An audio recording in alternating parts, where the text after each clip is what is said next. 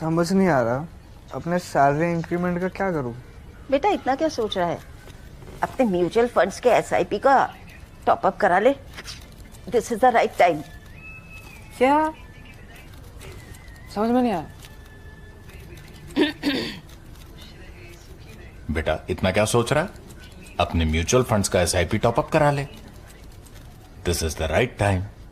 आप समझा।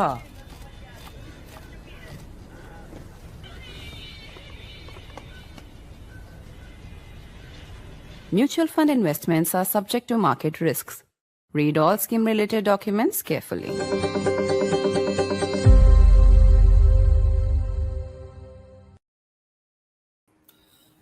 Just when you thought that things were possibly getting better between the Trump administration and India, comes another provocation that most people will see as an anti-India move. A new visa regime that basically slaps on a $100,000 fee to apply for an H-1B visa. Remember, Indians make up roughly 70% of all H-1B visas that were granted in the last fiscal year. This impacted 200,000 Indian professionals. That's how many of them got H-1B visas in 2024. The number was only slightly smaller in 2023, with 191,000 Indians getting H-1B visas. How do we understand what's happening between India and the United States of America? We'll be talking to a leading strategic affairs analyst in just a moment. I'm Barkha. You're with the Mojo Story. On the program today, we will be looking at the fallout of Trump's latest move. Some might say it is not against India. It's about those who want to go and work in India. But you know what? It actually impacts 200,000, at least if you go by the last count, of Indian professionals who look to work in the United States of America. H-1B visas are a part and parcel of what's often been called the American dream. But is this dream over, or is it being at least reimagined by Donald Trump? Trump had picked up the phone and dialed Prime Minister Modi on his birthday. Trade talks have resumed between both countries amid the tariff war.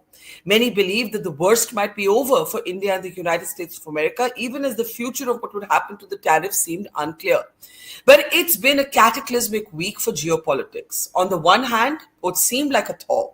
On the other hand, a military pact announced between Pakistan and Saudi Arabia that also has all manners of possible implications for India's security interests.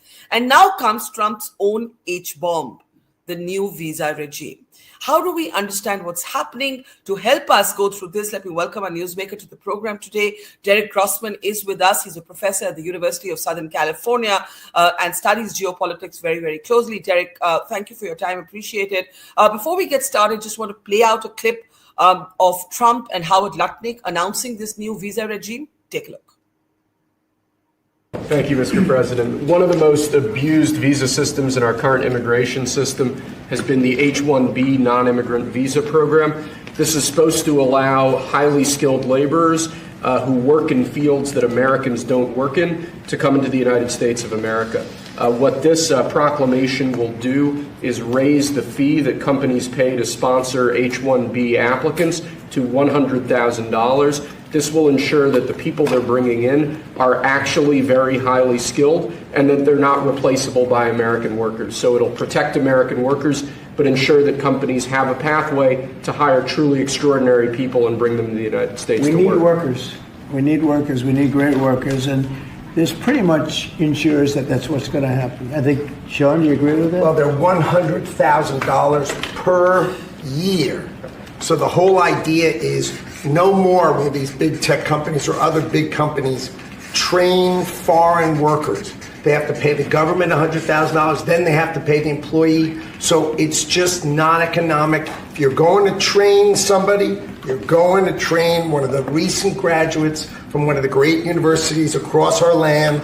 Train Americans, stop bringing in people to take our jobs.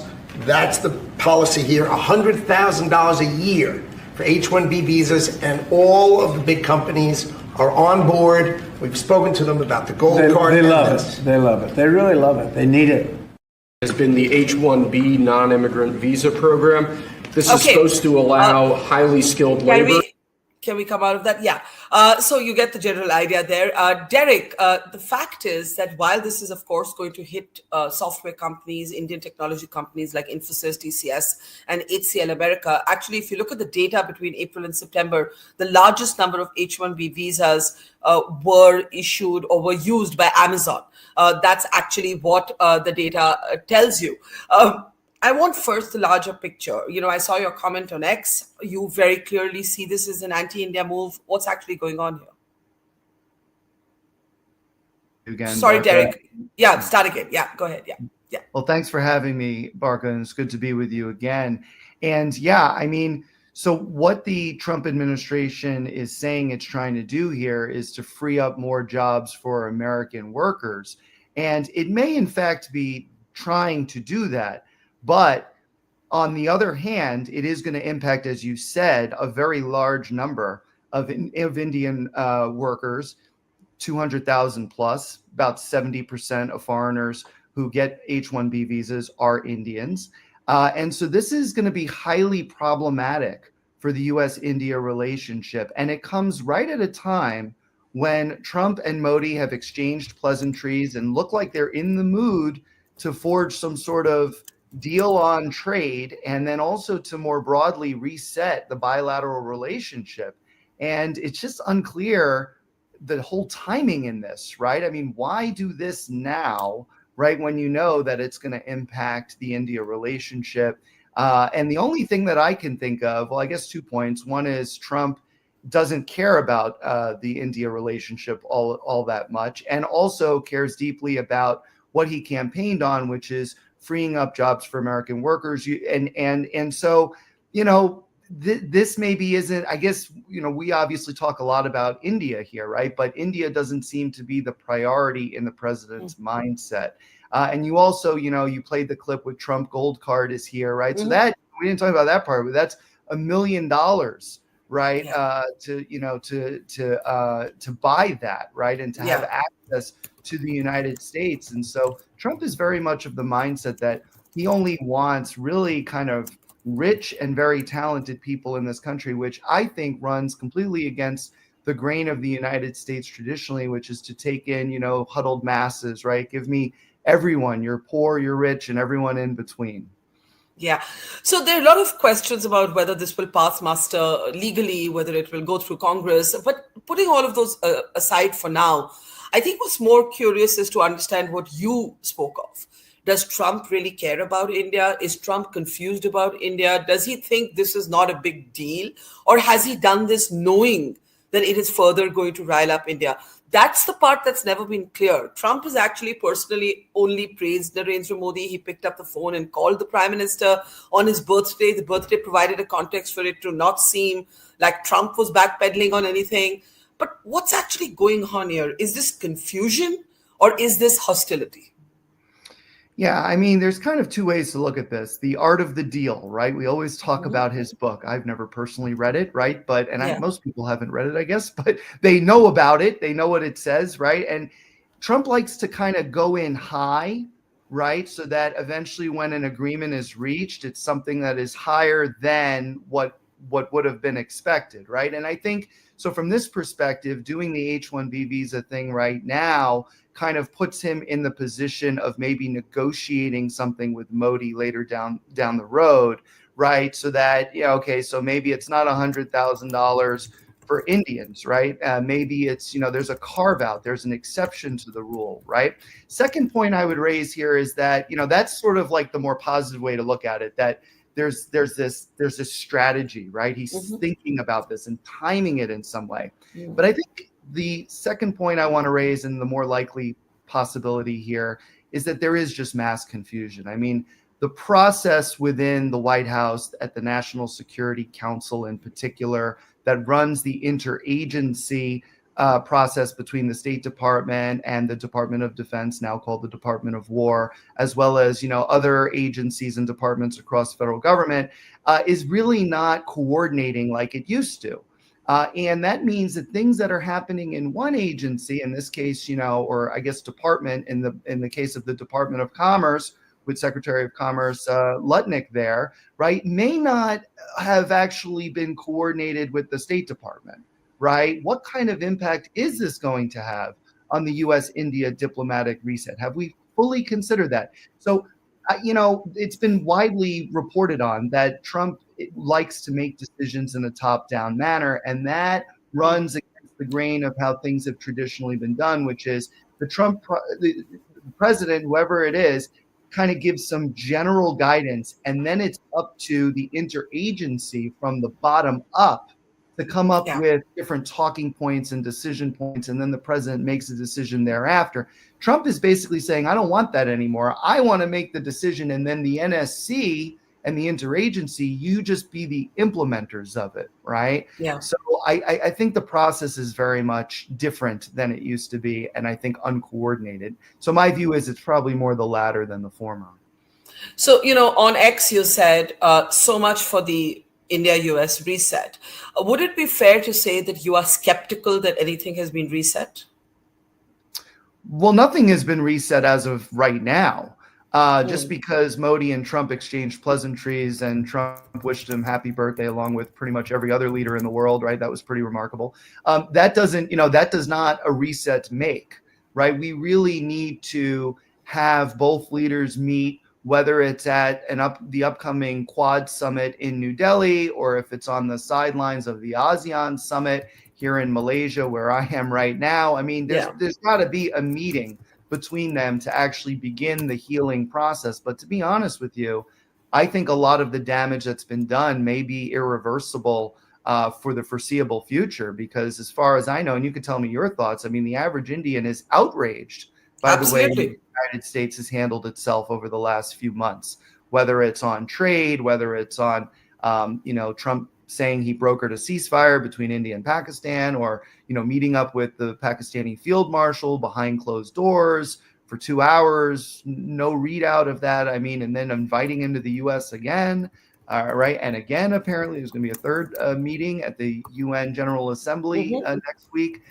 This is, Indians have a good reason to be outraged. And so I don't think the healing is going to come too swiftly and is going to necessarily be effective in the short to medium term. I absolutely agree, because I think trust is broken. And I think India is, at a governmental, diplomatic level, not going to be able to play this in the same way again. The kind of investment of political capital, emotional capital, if you will, almost a lean towards America. India's sort of philosophical beliefs would never allow it to be an ally of any country in the world. But definitely there was a tilt towards the United States of America. And I think that tilt is going to come back to at very least the center. What I want to ask you is this: you mentioned Pakistan, and I keep saying Americans in Trump's administration, even sections of media, don't get that for Indians, this has been about sovereignty. That when you come and wag your finger at us and tell us you can buy oil from here, you can't buy oil from there. If you do this, we'll punish you in this way. It's not so much about trade, but it's about sovereignty. It's about self-respect. It's about a country that has a colonial history, that has had to fight the British to be independent, and is very, very self-respecting and proud in that way across governments. So this is not specific to the Modi government. I think this is just hardwired into Indians and how we look at this. So I think you hit the nail on the head when you say that Indians are outraged. I want you to talk about Pakistan.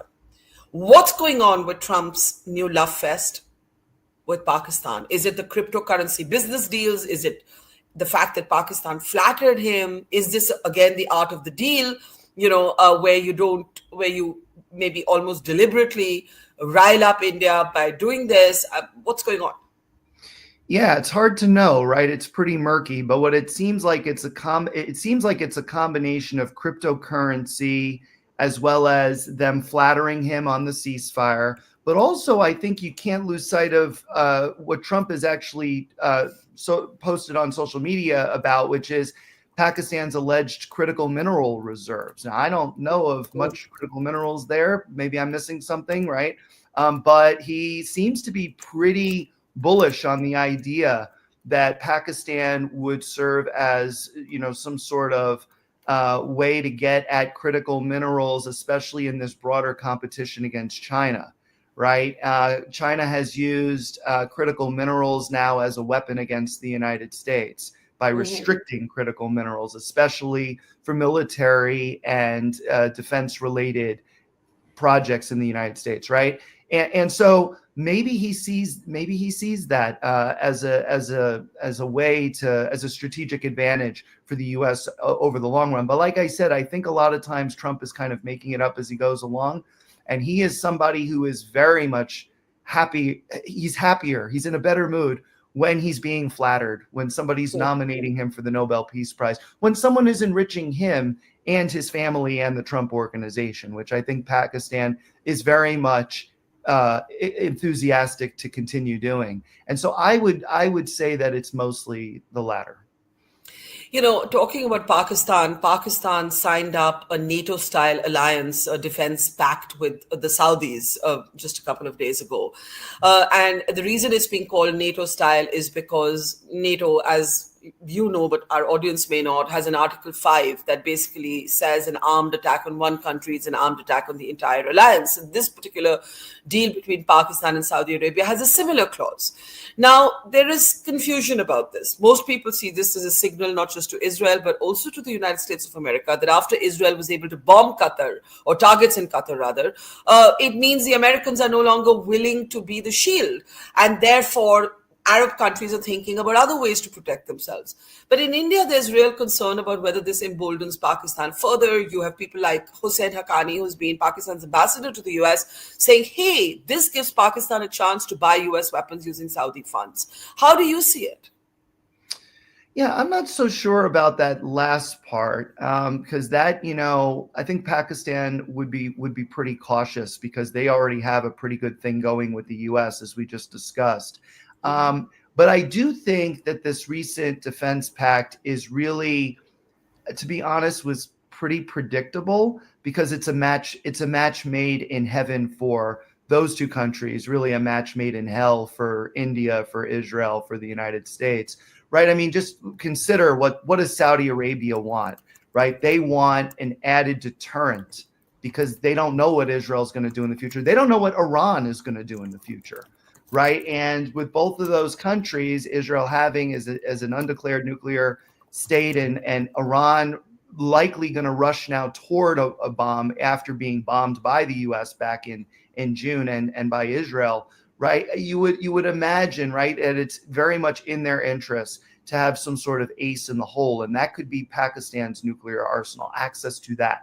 For Pakistan, the interests are clear. Right. Symbolic mostly, to show India that if you were to resume Operation Sindoor against us, that could potentially bring the Saudis in. Now, I saw the interview you did, I think it was a couple of days ago now, on this topic, and I think the speakers were absolutely correct that it's hard to imagine a scenario in which the Pakistanis could actually bring Saudi Arabian troops or military assistance into a fight against India, because India has so many common interests with Saudi Arabia. The relationship has been quite good.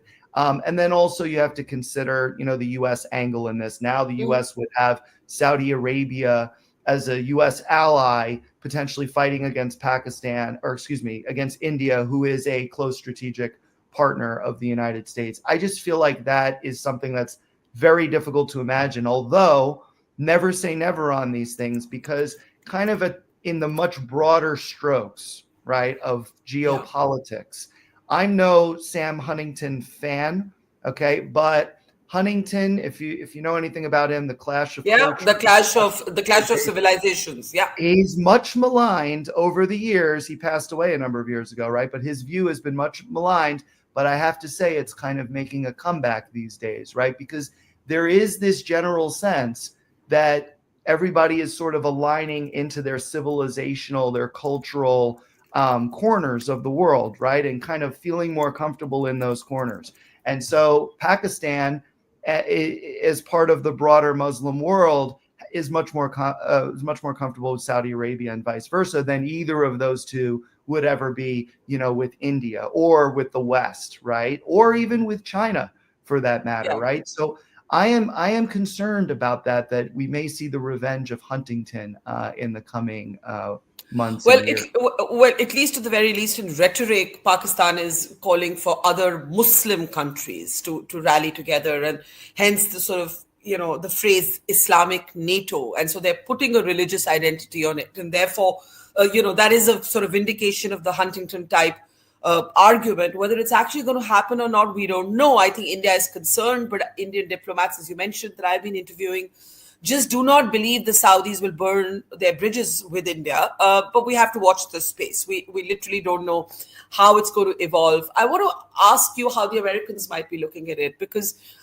there's talk about a nuclear umbrella. Pakistan's a nuclear armed state. There's talk about how this pact throws a nuclear umbrella over the Middle East, over the sort of the Arab world. How might America be looking at this? And could this have happened without the Americans being on board? I mean, the Americans won't like it, but they must have a view. Well, I'm sure that folks in the administration are saying that Saudi Arabia has already fallen under the nuclear umbrella technically, and it's the American nuclear umbrella. So now they just have another nuclear umbrella, and ties with Pakistan are getting better, though I think maybe they would be a bit worried that Pakistan is moving too quickly, right? And that it could actually cause more damage in the Middle East than it's worth. And then, of course, signaling to India, right, and causing more damage in that dynamic. So I can't imagine that they're too pleased about it, though I will say this, that they probably care less than past administrations. I think if this were the Biden administration, they would be, or even the first Trump administration or any administration prior, they'd be pretty concerned that Pakistan is kind of meddling in the Middle East now, right? And potentially causing more trouble for Israel, right? Potentially causing Iran to think more about getting its own nuclear weapon, right? I think the Trump people are of the general opinion, we're going to see this national defense strategy or national war strategy come out pretty soon. So we'll get some more insight on it. But I think they're of the general opinion that doing less is more. And if others do more, so long as it doesn't really directly impact the American people, then that's okay, right? And I think this could be one of those situations where, think about it from a MAGA lens. Does this really impact the American people that Pakistan and Saudi Arabia now have a defense pact? If you put it through that lens, the answer is typically no, right? Or very little. It impacts India a lot potentially, right? But it doesn't. And it's the same thing with the H-1B visas, right? It's like, does it impact the American people? Actually, it helps the American people what Trump's doing, right? Does it? And it's sort of like a disregard for the fact that it hurts other people that have actually, in this case, Indians who have actually enriched our country, right? And that, I think, is my general problem with the Trump administration's approach. Yeah, I mean, if you think about it, Indian Americans today lead most of, or not most, but a number of the major technology companies, right? So whether it's a Sundar Pichai at Google or a Satya Nadella at Microsoft, and I could go on. But, before we end, let's talk about China. When you talk about this new sort of security doctrine, and we're all waiting to see what it's going to say, is it really going to, focus on the Northern Hemisphere as some are anticipating? Is it going to give up its focus on China? We know that Trump and Xi Jinping spoke. There's a chance that they'll meet soon. What's going on there? In the beginning, China was spared the rhetoric of the tariffs. China had choke points because of rare earth sort of minerals and material that Americans just didn't take on China. But now they seem to be rhetorically wanting to take on China. What's going on? Yeah, I think Trump he certainly wants a reset with China in the form of a summit with Xi Jinping, right? So we have noticed in the last few months a cooling off of the rhetoric, right? We've also seen Trump do more vis-a-vis Taiwan, right? We just saw a report in the last day or so that Trump decided over the summer to either cancel or postpone a $400 million arms sale to Taiwan, also canceling the transit via the United States of Taiwan's president, Lai Ching-te. So these are the types of things that Beijing really appreciates and kind of sets a very positive mood for a potential summit between the two leaders. But on the other hand, I don't think the administration's completely abandoned great power competition at all. In fact, the national defense strategy is going to still talk about competition against China. It may be slightly downgraded to Western hemispheric defense. We'll see, right? But I think the way Trump is viewing it is that anything China is doing in the Western hemisphere, such as in Greenland or around Greenland, or trying to do something in the Panama Canal that's against our interests or something like that, that's kind of how he prefers to think about great power competition. He really has a spheres of influence approach. So long as, again, going back to Huntington, as long as we sort of stay in our corner of the earth, China stays in its corner, everybody else stays in their corner, then it should be fine. The problem with that is that's not reality. We live in a globalized society. We live in a highly interconnected society, right? And what happens vis-a-vis China, God forbid, attacking Taiwan, for example, that's going to impact us, whether we want to admit it or not.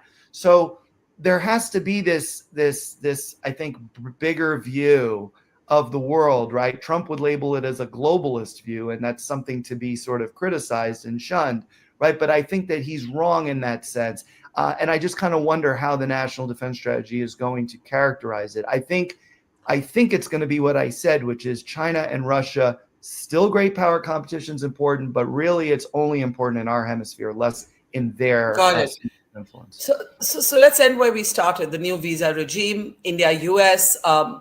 You said that, at the moment there is no reset. The leaders, Modi and Trump, have to meet in person, and maybe that call at least paved the way for that possibility.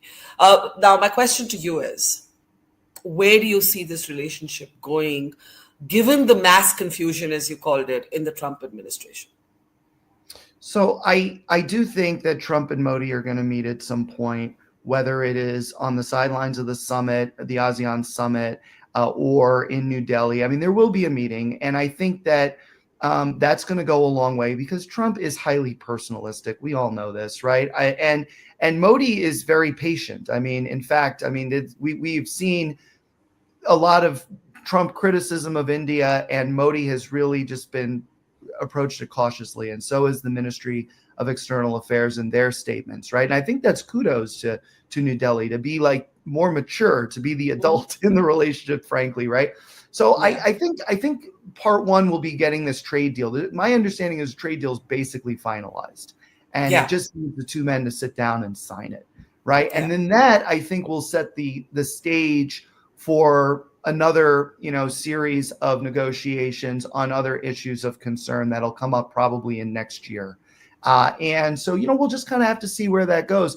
There was a lot made of Modi going to China, right, and meeting with Xi and Putin. But frankly, I didn't read too much into it. I mean, it was a multilateral forum. It was the Shanghai Cooperation Organization. It just so happened to be in Tianjin, much to China's strategic advantage and symbolic advantage. Is it true that Modi didn't have to attend? Sure, right? But I think there was a little added, let's show Trump that we have other options. So I am going to attend, right? But that's okay because India's already, has a longstanding record of being non-aligned or multi-aligned, right? It is a member of SCO. It has a very close relationship with Russia. It's already, since October, been resetting its relationship with China, predates Trump in office. So I think there's a lot of plausible cover for this being solely about Trump. Yeah, well, it's certainly a very, very interesting time to be reporting on geopolitics and to be living through this moment. Whatever is happening, I do think a new world order is taking shape. I don't know what the look and feel of it, where this will land eventually, but there's a massive global churn, and there are both opportunities as well as sort of wreckage to be found when this is all over. But right now, we're literally living through the middle of it. Thank you, Derek. Learned a lot from you and look forward to having you back with us soon. Take care. Derek Rossman, professor at the University of Southern California. Have a great day. Thank you, Barkha. Take care. Bye-bye. Bye-bye. It's great to see you here. Thank you for watching our work. If you haven't subscribed yet, don't forget to click the bell icon and subscribe to Mojo Story and support independent, robust journalism.